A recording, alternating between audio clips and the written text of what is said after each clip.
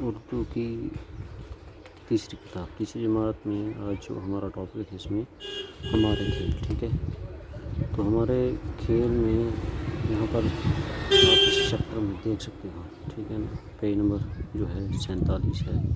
اس میں آپ اس کے میں 2 پیراگراف ہیں آپ کو نظر آ رہے ہیں. تو آپ پہلے پیراگراف میں آپ اس کو اچھی طرح سے غور سے پڑھ کر اور اس میں اس چیز پر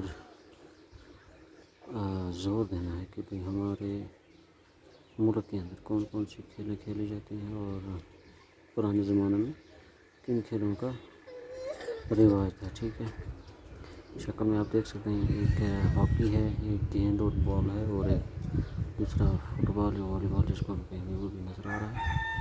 آپ اس ٹاپک کو اچھی طرح سے غور سے پڑھنا اور ذہن نشین کریں.